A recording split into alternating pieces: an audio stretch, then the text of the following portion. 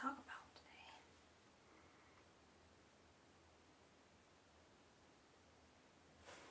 So today is more of what I probably will look like in most of the videos.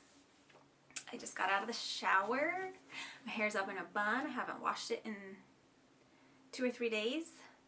Put my socks on and my jammy pants, and I'm just cozy and comfy, and it's raining outside, so I thought I would just do a quick little video before Josh gets home. Hopefully I'll finish. Yeah, I don't plan on this being 20 minutes long today, so...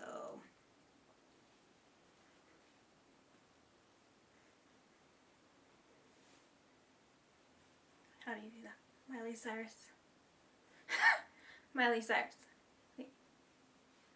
Oh my god, what am I doing? Quit being a weirdo.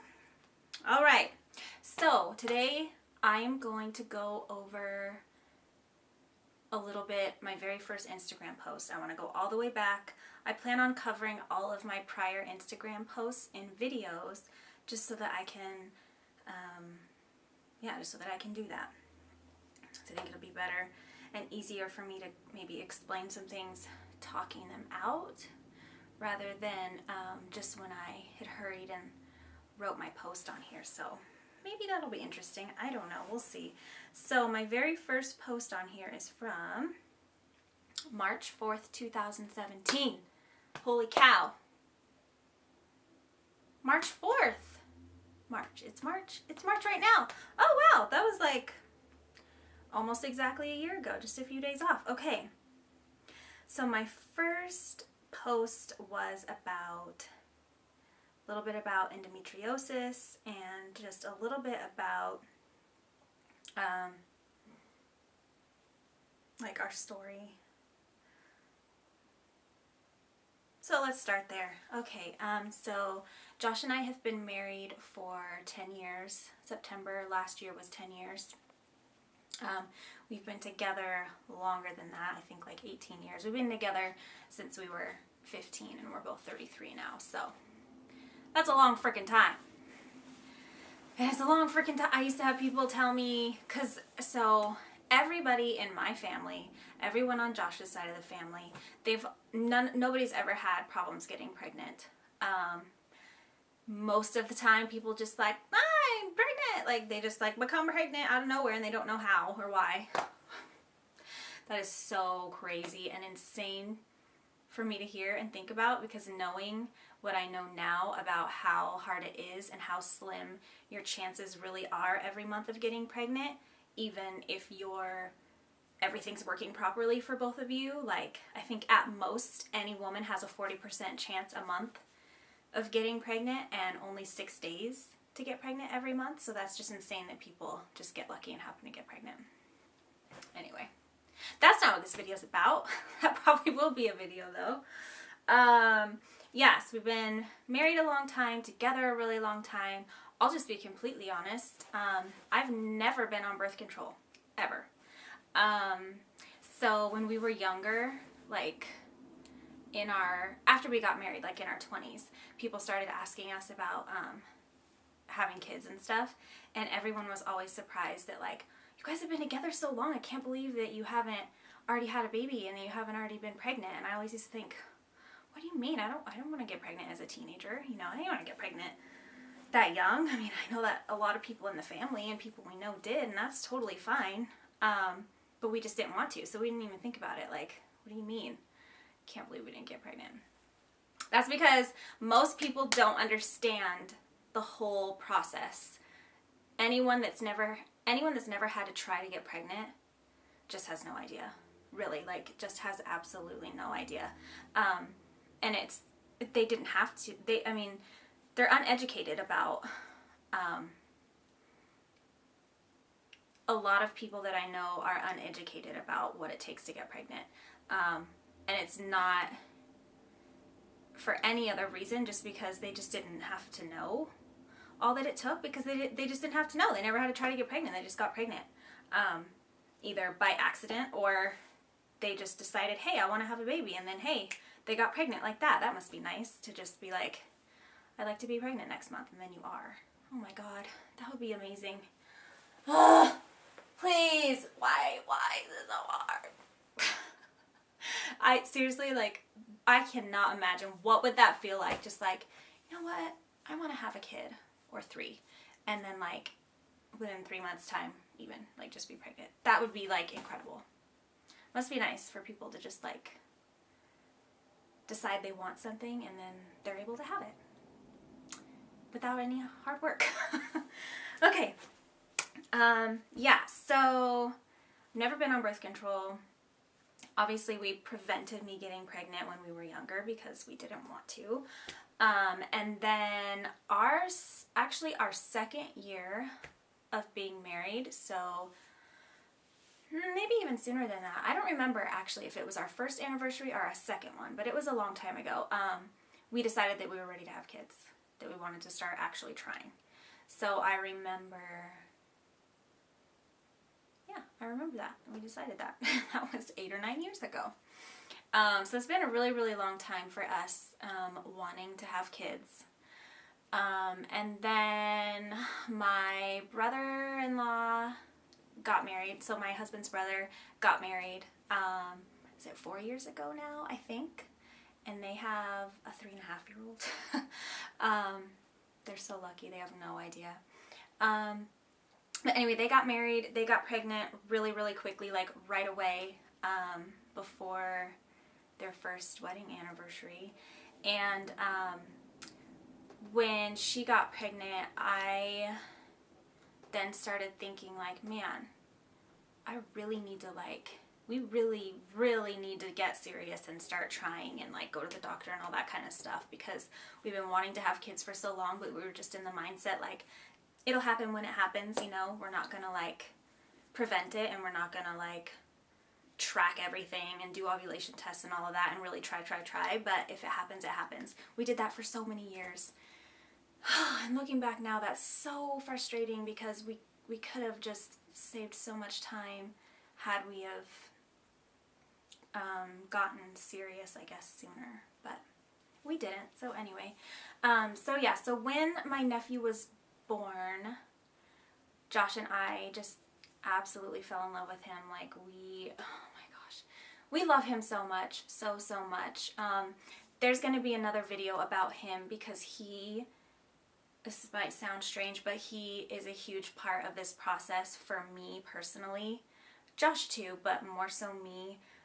And I've had to change some things in my life that have to do with him because of this whole thing, which is just really, really, really difficult, and it's going to be really difficult for me to talk about that, but that's going to be a separate video, and that actually was a post, so I'll be covering that. I don't know how I'm going to do that video, but I'll do it. So I'll be doing that later. But anyway, we looked at him and we're like, we love him. I remember we were in the hospital, like when we finally got to see him, because it was actually a couple of days before we could actually physically see him and touch him and hold him. And we're like, okay, he needs a cousin, and we need to get serious. We need to have a baby. Like, this is ridiculous. We've waited so long and nothing's been happening, and we need to have a baby like right now. And I was like, okay, we're gonna start trying and tracking and doing everything. So that was when we really, really, really started tracking everything. And so it's been 4 years since we first started like actively trying, and I have been like taking ovulation tests and tracking all of my symptoms and my cervical mucus and all of that stuff. Is that TMI? No, because it's just to me, whatever. Yeah, since we've been tracking everything, that's been 4 years since we started doing that. And then so when he was born, we're like, okay, we've really got to get on this, us tracking everything. Maybe like just our timing is off just a little bit.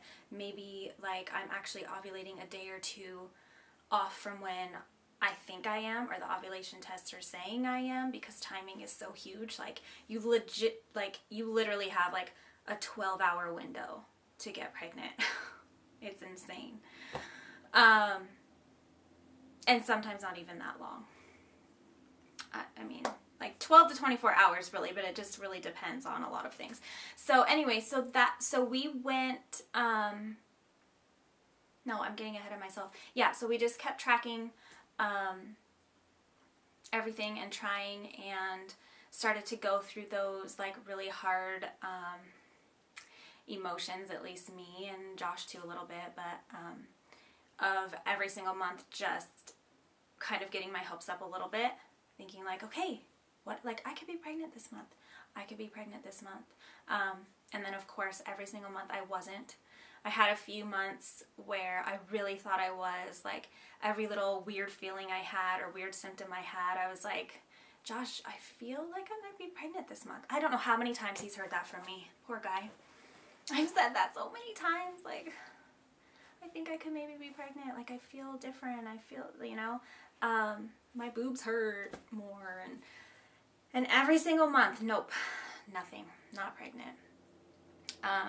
And that is really, really, really tough. I mean, if you've gone through it, you know what it feels like for you. And I sympathize because I have been there for years and years, and it's really hard. I'll do another video, I think, about that too, but the only way I can really associate what it feels like, what infertility feels like, is like grief. There's stages. There's so many emotions that you go through. And there's different stages of grief. I forget what they all are. I'd have to Google. I probably should have prepared, but I didn't think I'd even be talking about this. What's that? But yeah, there's like you're angry, you have rage, you place blame, you feel sad, you get depressed. There's so many different emotions that you go through, and it's all the time, and it's every single month, because every single month you're like on this little high thinking, okay, I could be pregnant, and you get excited and you get happy and your hopes are up and you're just hoping and hoping and hoping, and then boom, you're just crushed, and it's like, nope, you don't get what you want again this month. It's not going to happen. Sorry. Yeah, so we went through a lot of that. And then last year was when I went to my normal doctor, my OBGYN. And she had done a thyroid test on me, and I was totally fine there. She did some other tests on me, and everything was looking good. She didn't think that there was any reason why I shouldn't be getting pregnant. But since we had been trying for so long and not getting pregnant, she referred me to our local fertility doctor, and it's kind of frustrating too. But we really only have one local fertility doctor here. There's one that's like a few hours away. But there's really only one local one here. I mean, there's multiple doctors in the facility. I think there's two. But there's not a lot of options here. So, and my husband was tested. Everything checked out for him, as far as we knew and as far as we know still. So so last year started our infertility journey, really, because before that I had never used the word infertility or infertile. Never thought I was infertile. Never would say that, like never thought that I couldn't get pregnant, or that there was anything wrong with me, or that there was something in my body that shouldn't be, or that my body wasn't able to do what it was made to do, essentially, But if you look up the word infertility, the definition might surprise you, because really all that infertility means is that you have tried for a year or more and not gotten pregnant. So I'm really infertile, because it's been like 9 years and then 4 years of tracking all the time and driving myself insane with fertility bracelets, fertility at-home IUI things, all kinds of stuff that I'll get into also later on for my other posts. But yeah, so last year started our infertility journey, that we started using the word infertile and infertility, which was really scary at first. Not so much now, just because, yeah, lots of stuff has happened since then. But so we went to our fertility place, got a lot of information there. Some not so good, some mostly just super frustrating and not a lot of answers, and I still don't have a lot of answers today. But I don't want to get into that yet. I just wanted to kind of give a little bit about, I just wanted to go over my first Instagram post, which really was kind of just our backstory, and then I did kind of flash forward in that and talk about some of the stuff that the doctor said at the infertility clinic.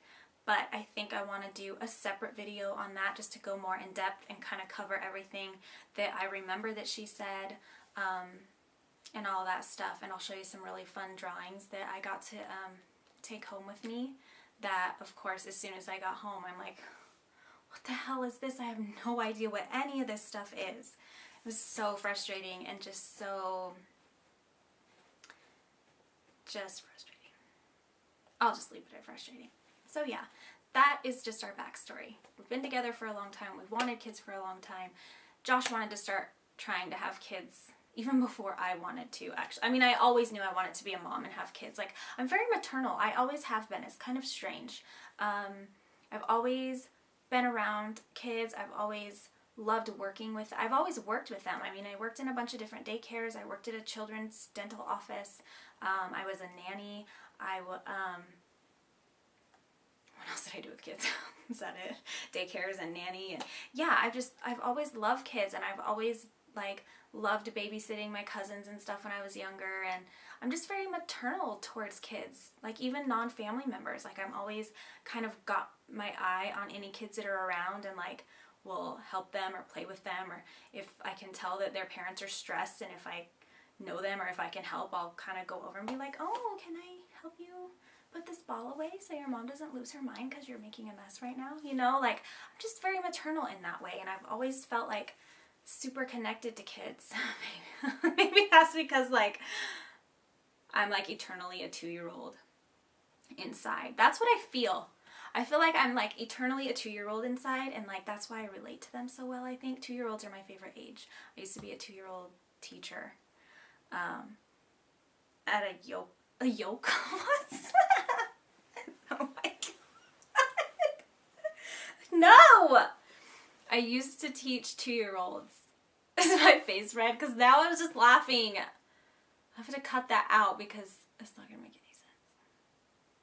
Yeah, I used to be a teacher for 2-year-olds at a local daycare. Actually, I was at 2 different daycares. 2-year-olds are my favorite age. I don't know why people always say terrible 2s and that they don't. I don't know. I don't think it's terrible. Well, I know it's not the terrible 2s. It's terrible 3s. I know that for a fact with all the kids that I've been around and worked with. I mean, every kid's different. Some kids don't ever go through that phase, but I know that 3's harder than 2 generally.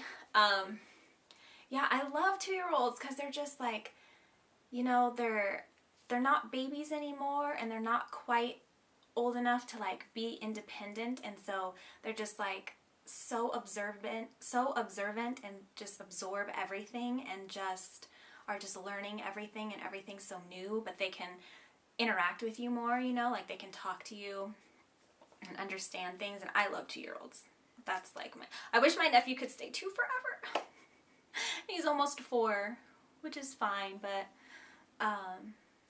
I loved him at 2. Okay, so that's really all for this video that I wanted to talk about.